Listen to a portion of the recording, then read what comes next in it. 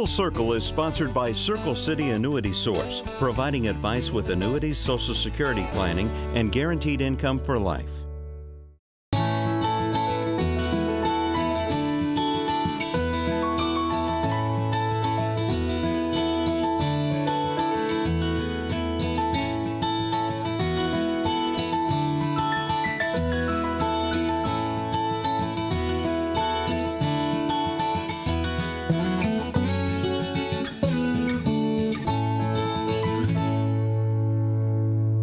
Welcome to Full Circle. I'm Suzanne McAllister. I'm glad you could join us today. Well, I have a couple questions. Do you find that you blame others for all the negative things that go on in your life, or do you always feel that you're a victim? Well, if you answered yes to these questions, then today's show is for you.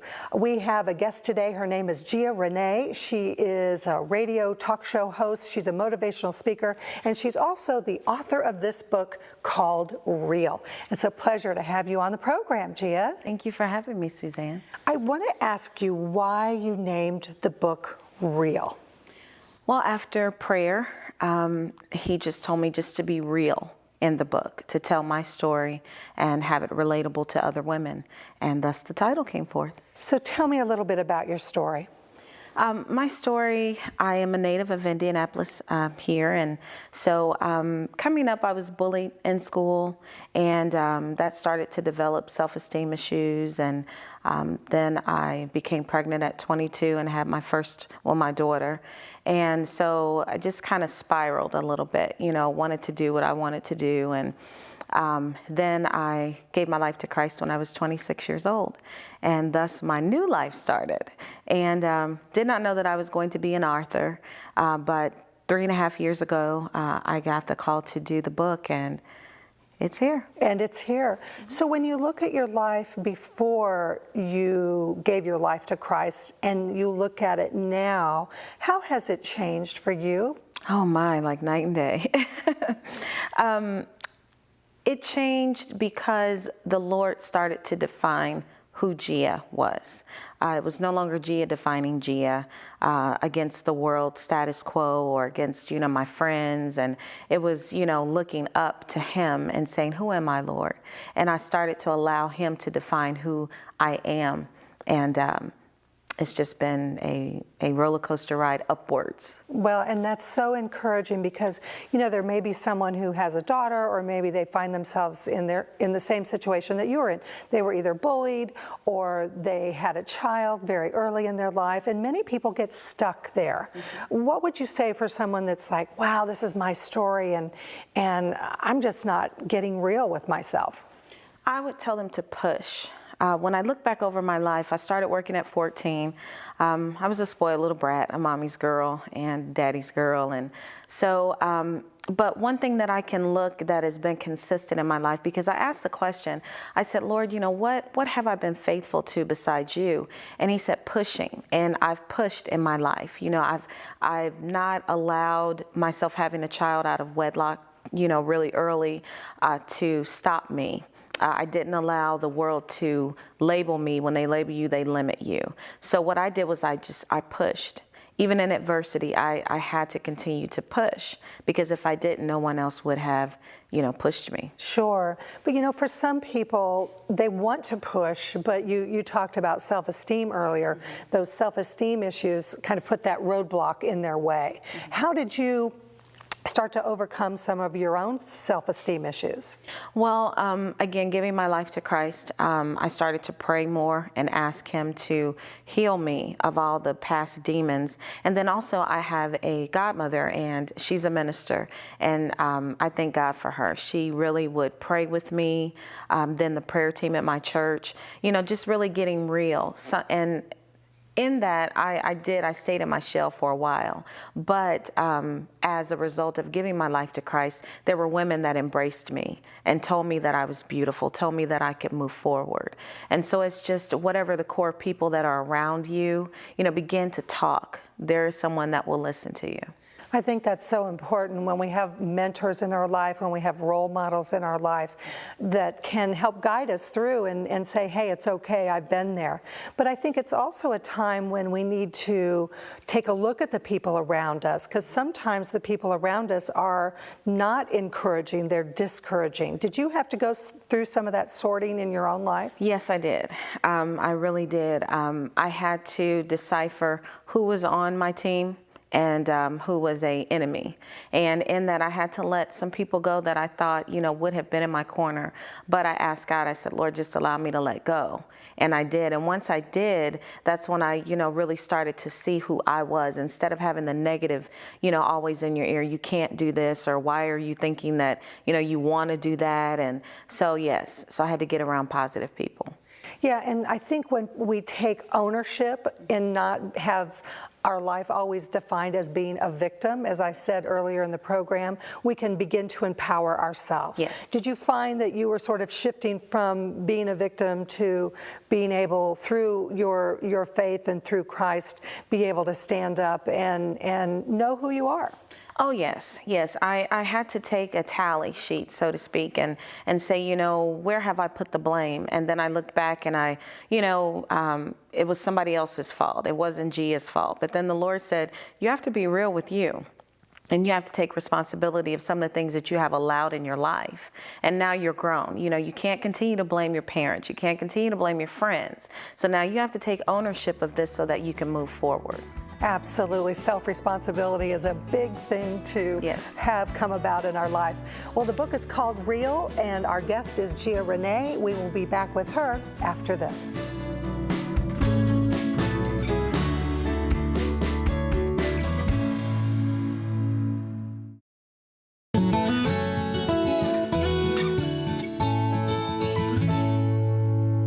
Welcome back to Full Circle. If you have just now joined us, I'm continuing my conversation with Gia Renee. She is the author of the book, Real. In your book, you talk about getting back to you. How do you define you, and how do you get back there? Well, you define you after all the dust has settled, after you've gone to the Lord and asked Him to, clean you up, creating you a clean heart. And then what I found is that you are now at a crossroads. You're like, now where do I go? And, you may have children, you may have a spouse, or you may be single. And so getting back to you is just now, putting everything to the back burner and really focusing on you. If it's a career that you want to start, a business, if you want to go back to school, if you finish school and you're not using your degree, then just move forward in getting to know who you are. And try every day to make small steps along the way, right? Yes. I think so many times we see someone who's successful and we think, wow, that must have happened overnight, but we know better, right? Oh, no. Well, I want to read the full title of your book because I think it's really telling. Real: Issues that we as single Christian women deal with regarding life, loneliness, and love. Yes. What advice do you give to your daughter regarding life, loneliness, and love? Well, wow, her era is totally different than mine. We have the texting and the, Facebook and all of that. And I just tell her to be careful. Make sure the relationships that you forge going forward are godly relationships. Make sure that you always get back to you. Don't ever allow anyone else to define you. And as far as loneliness, live your life. She's still young, still have slumber parties with your girlfriends and, travel the world and just get to you. It's a lot of time for the serious stuff. That's a good point, because sometimes life gets too serious. We need to have a little humor. Yes. There's a section in life that says, I feel like a misfit. And your daughter's 19, you said? I think certainly at that age, girls especially kind of do feel like misfits. And that transition period can be very difficult. Talk to the moms in the audience that may be dealing with that with their own daughter. I would say to have a relationship with your daughter. I know that nowadays, we have work, we have obligations at our church or whatever other obligations that you have taken on, but always take out time for your daughter. Always, if she looks down, ask what's going on. Listen to her conversations to see what her mood is. Have fun, just do different. Me and my daughter are very close. And so, we go to the movies together, we talk, we sit at home, we have, just family time at home. And so I think it's really having that relationship with your daughter. And if it's been a disconnect, and you can't really get through, then I would say seek counseling. Go to your pastor, go to outside counseling to mend that relationship. I think that's such good advice on both levels. I read a study where it talked to kids, and what did they want from their parents? They didn't want a car, they didn't want a vacation, they wanted time with the parents. And sometimes you do need that outside help to mend some of the fences. Yes, you do. So when people read your book, what are you hoping that their takeaway will be? I'm hoping that their takeaway will be is getting back to you. Again, negative comes, but it's your choice to be positive. So get back to you, really just get back to you. It's to me, that's the thesis statement of the whole book. Really getting to know who you are, do what you want to do. Of course, with first, praying and seeking God's plan, but get His plan, His will, and move forward, and just allow the past to be in the past. Boy, that's a big one, because sometimes, and that's part of that victim role, that we just want to continue to bring up those negative, bad things, because that's how we've defined ourselves in some situation. And in your another chapter, you talk about those wounds. Yes. And isn't that what you're talking about, kind of letting those heal and moving on? Yes. I put in there, sticks and stones may break your bones, the old adage, but words will never hurt you. And to me, that is so far from the truth. Words can stay. So words do stay. And so again, that's getting, real with who you are and saying, you know what, those words came, but I don't have to be defined by who those words came from. And so moving forward, allowing those wounds to heal, on our bodies, if we fall and, we get a wound, if we take the Band-Aid off a little bit too soon, then what happens is, it can get infected. And so that's what happens with word wounds. They can roll around in your mind and keep coming back up. But if you don't deal with them, then, they can spill over into your adulthood, and now you're playing the victim, and when in actuality, we can take responsibility of it and say no more. No more am I going to allow those wounds in my mind or physical wounds from a past relationship or family member to, make or to define who I am going forward. And not carrying that baggage of that wound all the way through your life, because over time that gets pretty heavy in some situations. Yes, it does. Well, we are going to take another break. We have lots more to talk about, so stay with us. We're back after this.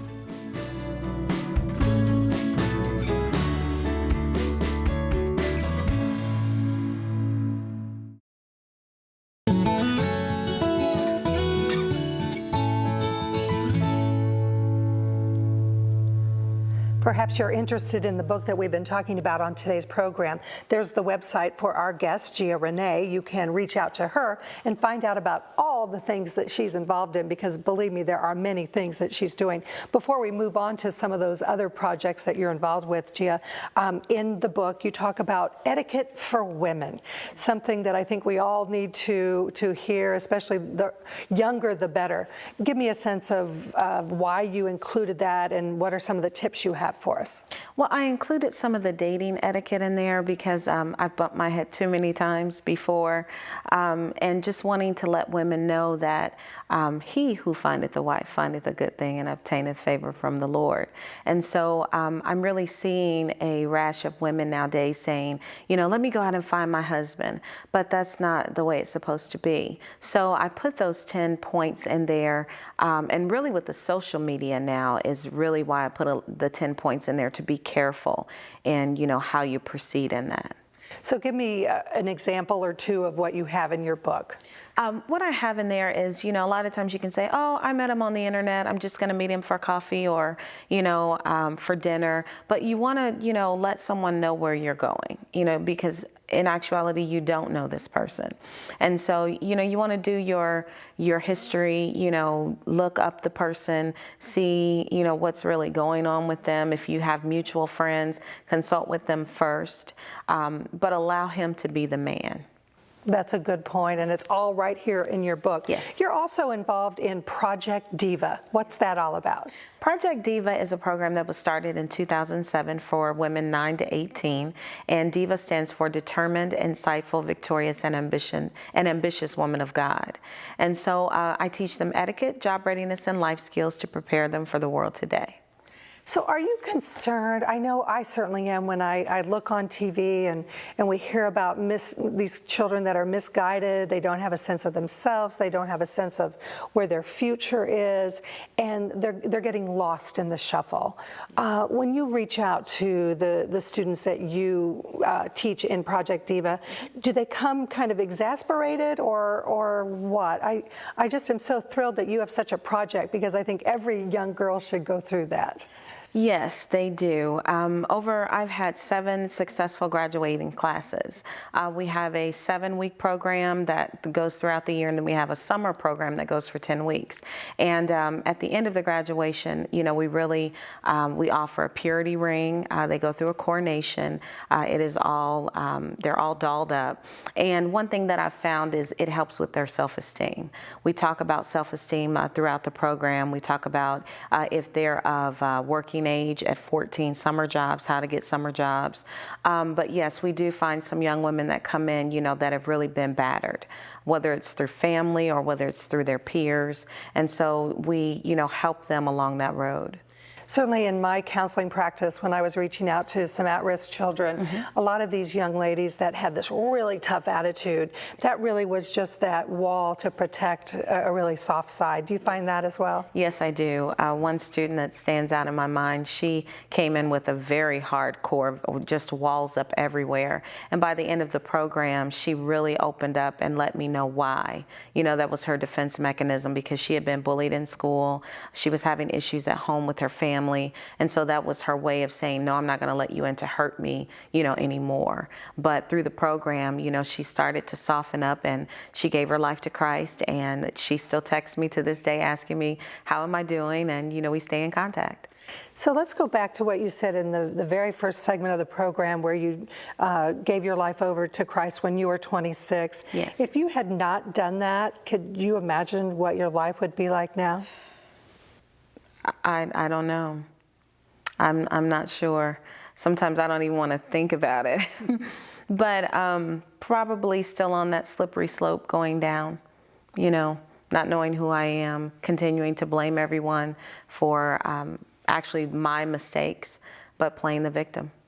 Very well said. Gia Renee is our guest. Her book is Real. We hope that you will have an opportunity to read through it. It's a delightful read. Gia, thank you so much.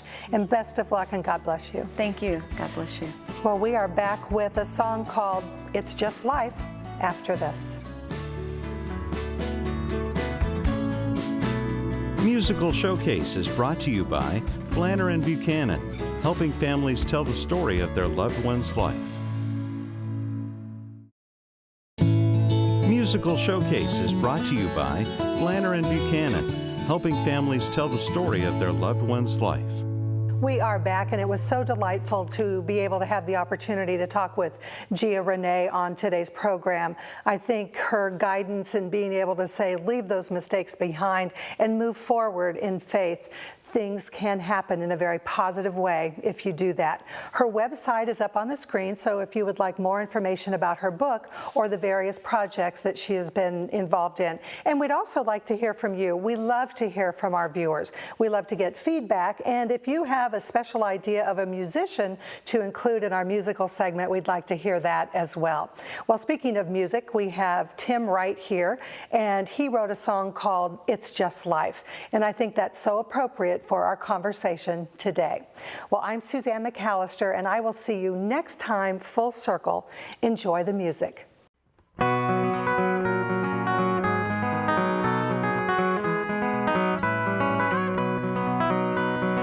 say you lost your job, you've been on time to every day, and for 20 years you've been underpaid. and you had a fender bender on the freeway heading home, there ain't much chance they won't raise your rates. And you're